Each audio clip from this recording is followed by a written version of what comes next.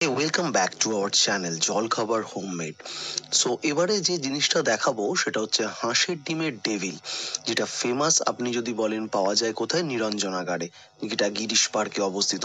নিরঞ্জনাগার একটা উত্তর কলকাতার পরিচিত কেবিন, অনেক পুরোনো দিনের কেবিন। সেখানে এই পাওয়া যায় জিনিসটা, ডিমের ডেভিল, হাঁসের ডিম মাটনের কিমা।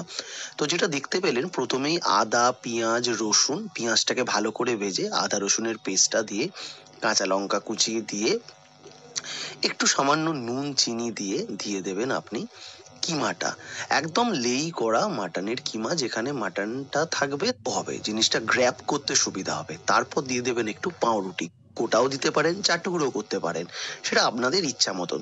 দিয়ে যে প্রসেসটা আমি দেখাচ্ছি এইভাবে করবেন, জিনিসটা সম্পূর্ণ একটা ডেভিলের শেপে হয়ে যাবে। ডিমের ডেভিল, ভেতরটা ভাঙলে জাস্ট হাঁসের কুসুম, হাঁসের যে ডিমের কুসুম টেপটে নিন, নিয়ে হাঁসের ডিমটা উল্টো করে বসান, দিয়ে চারদিক যখন মোড়াবেন তখনই ওটা সুন্দর একটা রাউন্ড শেপে, মানে ওভাল শেপে চলে আসবে।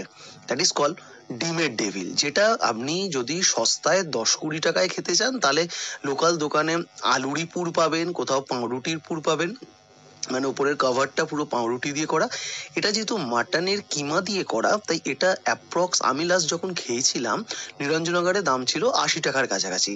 কলকাতা শহরের সাউথের দিকে কোথায় পাবেন, আপনজনে পেতে পারেন, আর বিভিন্ন লোকাল দোকানে পাওয়া যায়। বা সেই প্রথমে ওই জিনিসটাকে যেমন করলাম, ময়দাতে দিয়ে দেবেন, একটু গায়ে লেগে গেলে, সামান্যই লাগবে, সেটাকে ডিমে দেবেন।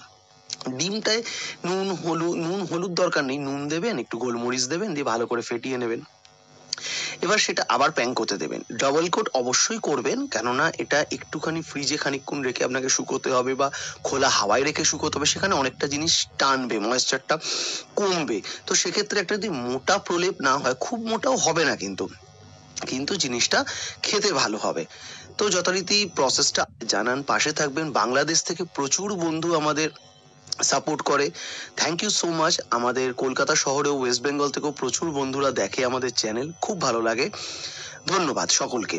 এবার যে কাসুন্দি দিয়ে বা চিলি সস টমেটো সস যেটা খান, স্যালাডটা অবশ্যই রাখবেন পাউরুটির সঙ্গে নিয়ে, যেটা উত্তর কলকাতায় নস্টালজিয়া লোকরা খায়, সেইভাবে কামড়ান, জাস্ট অসাধারণ। ধন্যবাদ, ভালো থাকবেন।